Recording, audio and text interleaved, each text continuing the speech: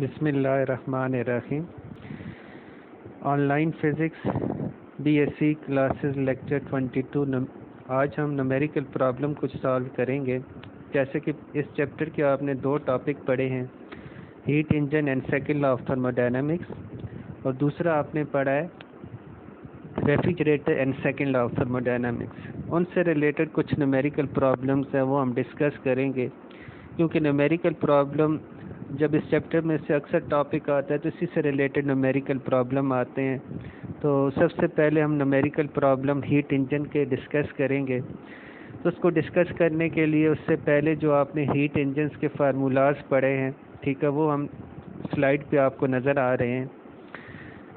Work done आपने पढ़ा था, work done is equal net heat, यानी क्योंकि साइक्लिक प्रोसेस था तो change in internal energy zero थी, तो वर्क डन नेट हीट की इक्वल आया था। और ये हीट किसकी, वर्क डन किसकी इक्वल था, Q in minus Q out. जितनी हीट इन हो रही है, ठीक है, और माइनस जितनी हीट आउट हो रही है, ये किसकी इक्वल होगा, वर्क डन की इक्वल होगा। दूसरा फार्मूला आपने पढ़ा था efficiency. Efficiency is equal work done divided by Q input या क्यू इन हीट, ठीक है। यानी एफिशिएंसी आप निकाल सकते हैं work done divided by Q in heat, या फिर आप एफिशिएंसी के फार्मूले को इस तरह भी लिख सकते हैं कि efficiency is equal work done की जगह क्या आ जाएगा, Q in minus Q out divided by Q in, और क्यू इन को फिर आप सेपरेटली डिवाइड कर ले तो ये आ जाएगा 1 minus Q out divided by Q in. तो ये एफिशिएंसी का फार्मूला। यही अक्सर तीन फार्मूलाज आप देखेंगे कि नेक्स्ट प्रॉब्लम जब हम करेंगे तो उसमें यूज़ होंगे। पहला सॉल्व प्रॉब्लम हम डिस्कस कर रहे हैं, an automobile engine whose thermal efficiency is 22%। एक ऑटोमोबाइल इंजन की एफिशिएंसी आपको गिवन है जो कि 22% है। वो ऑपरेट कर रहा है एट 95 साइकिल पर सेकेंड, ठीक है, and does work at the rate of 120 horse power. तो ये वर्क कर रहा है एट द रेट, ये 120 हॉर्स पावर की बेसिकली यूनिट्स है। तो लेकिन ये रेट ऑफ, क्योंकि आपको पता है कि पावर इज इक्वल W/T, तो W is equal power into time, तो उस लिहाज से ये फिर कहा गया। How much work per cycle is done on the system by the environment. तो आपने क्या कैलकुलेट करना है कि how much work per cycle is done on the system. और दूसरी चीज़ आपने कैलकुलेट करनी है how much heat enter and leave the engine in each cycle. तो देखिए सबसे पहले हमने क्या कैलकुलेट करना है, work per cycle done on the system. अब देखें कि वर्क डन जो आपके पास, ठीक है, गिवन है रेट की फॉर्म में, वो 20 हॉर्स पावर है। Work at the rate of 120 horse power. Horse power को जूल सेकंड में, जूल पर सेकंड में चेंज करने के लिए, क्योंकि जूल पर सेकंड भी पावर की यूनिट है और हॉर्स पावर भी पावर की यूनिट है, तो इसको कन्वर्ट करने के लिए हम 746 से मल्टीप्लाई करते हैं, तो हॉर्स पावर जूल पर सेकंड में चेंज हो जाते हैं। तो आपने रेट ऑफ वर्क निकालना है, तो आपको पता है कि इंजन ऑपरेट हो रहा है एट 95 साइकिल पर सेकंड पे, तो उस लिहाज से हम इसे, क्योंकि ये रेट ऑफ वर्क पावर के लिहाज से गिवन है, ठीक है, यानी W is equal power into time. तो आपने वर्क डन निकालना है, तो आप 95, ठीक है, पर सेकंड के लिहाज से आप इसको क्या कर देंगे, डिवाइड कर देंगे। तो देखिए 95 पर सेकंड के लिहाज से हमने इसको डिवाइड कर दिया, तो हॉर्स पावर जूल पर सेकंड में चेंज हो जाएगा और सेकंड सेकंड से कैंसिल हो जाएगा, तो वर्क डन आपके पास क्या आ जाएगा, 942 जूल। नेगेटिव साइन आपको पता है कि work done on the system और work done by the system की वजह से आता है, तो इस लिहाज से यहाँ पे क्या आ रहा है, नेगेटिव साइन आ रहा है। नेक्स्ट आपने क्या फाइंड आउट करना है कि हीट एब्जॉर्ब, ठीक है, यानी हीट इन और हीट आउट आपने ये कैलकुलेट करना है। तो हीट इन या उससे हम QH भी कहते हैं, ये आप ज़हन में रखिएगा। तो देखें आपने एफिशिएंसी का फार्मूला पढ़ा था, efficiency is equal W divided by Q in. तो क्यू इन क्या आ जाएगा, W डिवाइडेड बाय एफिशिएंसी। तो देखिए यही फार्मूला हमने इस्तेमाल किया है, W डिवाइडेड बाय एफिशिएंसी। तो W अभी आपने कैलकुलेट किया, क्योंकि एब्सोल्यूट वैल्यू ले रहे हैं, नेगेटिव साइन को इग्नोर कर देंगे। 942 डिवाइडेड बाय एफिशिएंसी 22% हमें गिवन है स्टेटमेंट के अंदर, तो 22% के बजाय, क्योंकि यहाँ पे हम डिजिट्स फॉर्म में यूज़ कर रहे हैं, परसेंटेज फॉर्म में यूज़ नहीं कर रहे, तो इस लिहाज से यहाँ पे हम 0.22 इस्तेमाल करेंगे, ठीक है। तो ये आपके पास क्यू इन आ जाएगा 4.3 मल्टीप्लाई 10⁻³ जूल आ जाएगा। अब आपने क्यू आउट निकालनी है। तो अभी आपने फार्मूला पढ़ा है, ठीक है, कि W is equal Q in minus Q out. तो क्यू इन भी आपने निकाल लिया और W भी आपके पास है, तो आप क्यू आउट निकाल सकते हैं। तो हम ये फार्मूला इस्तेमाल करेंगे, Q L is equal Q H minus W. तो क्यू एल का मतलब लीव हीट होता है, यानी क्यू आउट होता है, और क्यू एच का मतलब क्यू इन है, ठीक है। तो यहाँ पे आप देख सकते हैं क्यू इन भी हम निकाल चुके हैं और वर्क डन भी निकाल चुके हैं। तो दोनों वैल्यूज पुट करेंगे तो आपके पास लीव हीट आ जाएगी, या जिसे आप क्यू आउट कहते हैं, 3.4 मल्टीप्लाई 10⁻³ जूल आ जाएगी। क्योंकि जो हीट डिस्चार्ज होती है आउट होती है सिस्टम से, वो नेगेटिव साइन के साथ ली जाती है, तो इसलिए यहाँ पे क्या आ जाएगा, Q L is equal -3.4 multiply 10⁻³ joule आ जाएगा। ये तो था solve.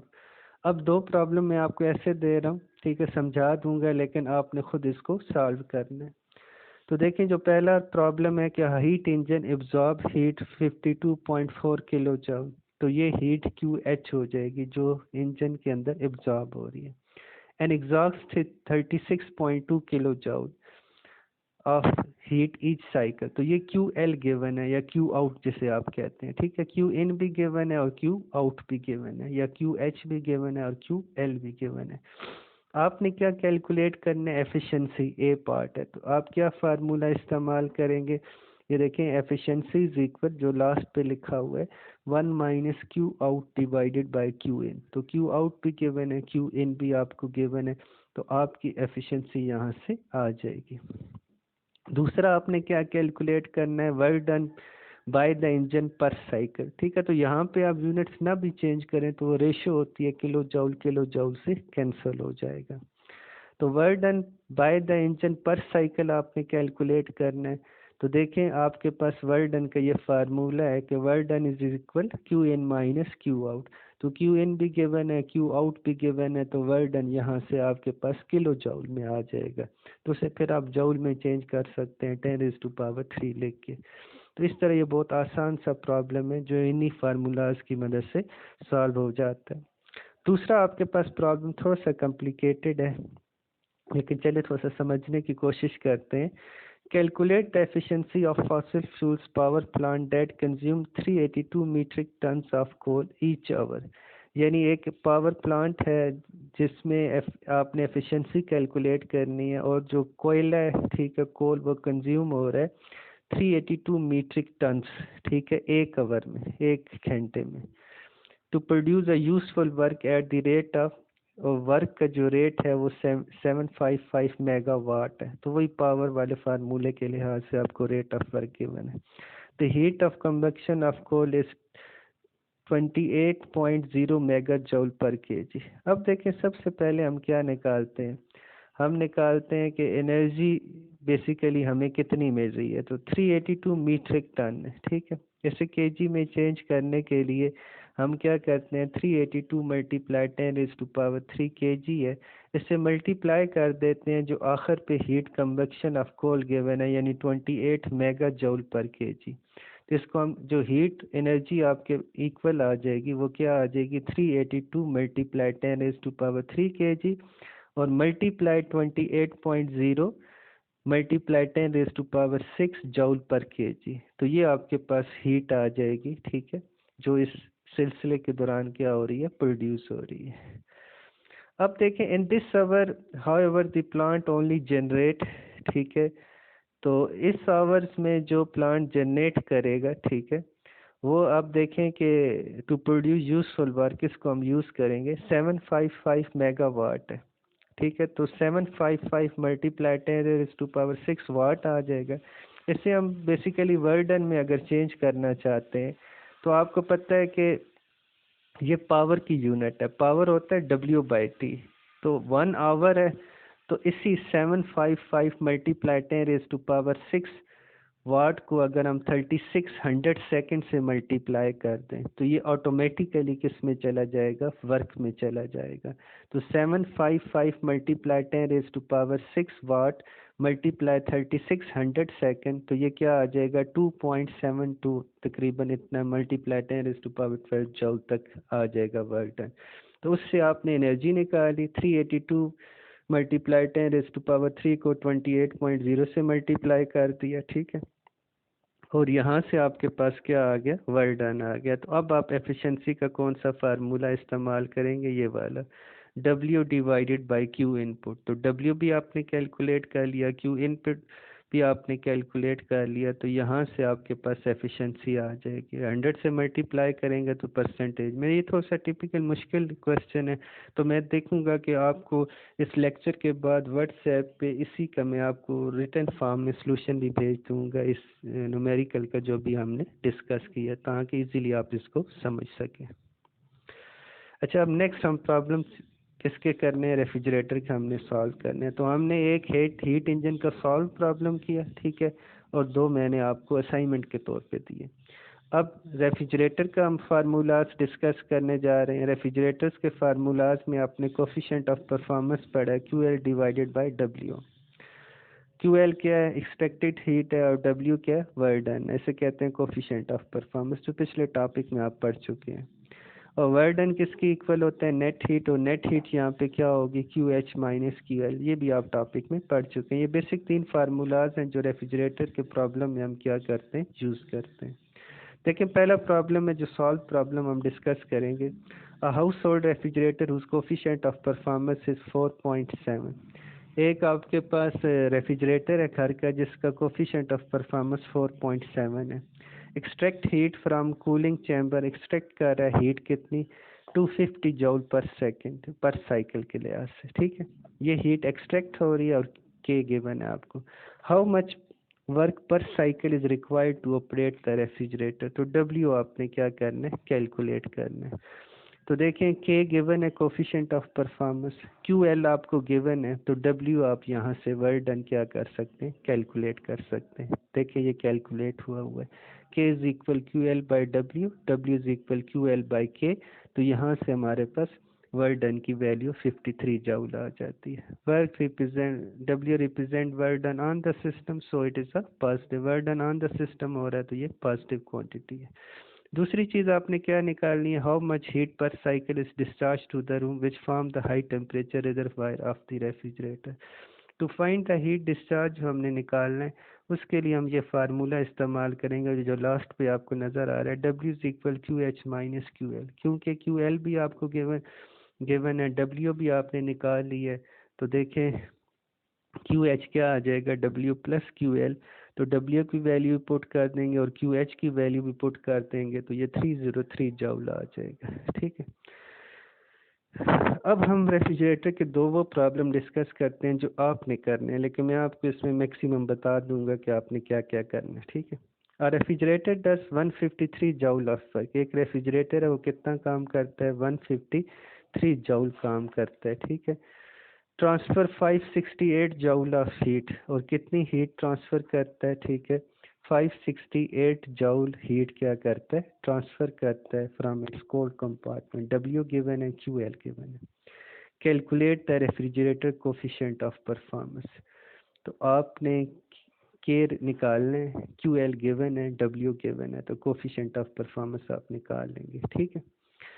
How much heat is exhausted to the kitchen, तो आपने QH निकालना है। तो देखें, आपके पास लास्ट पे गिवन है W is equal QH minus QL। तो W भी आपको गिवन है, QL भी गिवन है, तो आप क्या निकाल लेंगे, QH निकाल लेंगे। तो इस तरह आपके पास ये हीट आ जाएगी। दूसरा प्रॉब्लम है, बहुत आसान सा प्रॉब्लम था, मैंने आपको फार्मूलाज बता दिए।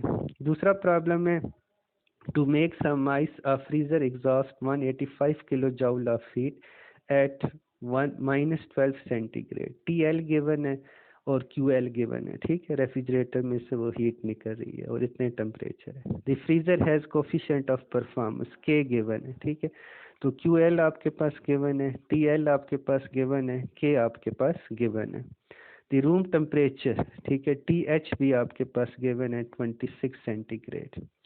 How much heat was delivered to the room, or how much work was required to run the freezer। तो W भी आपने कैलकुलेट करना है, ठीक है, और QH भी आपने क्या करना है, कैलकुलेट करना है, ठीक है। कोफिशिएंट ऑफ परफॉर्मेंस आपको गिवन है। तो इसको देखिए हम कैसे सॉल्व करेंगे, क्योंकि वर्डन भी आपने कैलकुलेट करना है, ठीक है, एक्सट्रैक्टेड हीट आपको गिवन है और कोफिशिएंट ऑफ परफॉर्मेंस। तो आप पहला फार्मूला क्या लगा लेंगे, आप पहला फार्मूला ये लगा लेंगे, ठीक है, K इज इक्वल QL/W, ठीक है। तो QL भी आपको गिवन है, K भी गिवन है, तो यहाँ से आप वर्डन निकाल लेंगे, ठीक है। तो ये आपके पास क्या आ जाएगा, वर्डन आ जाएगा। तो सेकंड वाला पार्ट आपसे पहले सॉल्व हो जाएगा, ठीक है।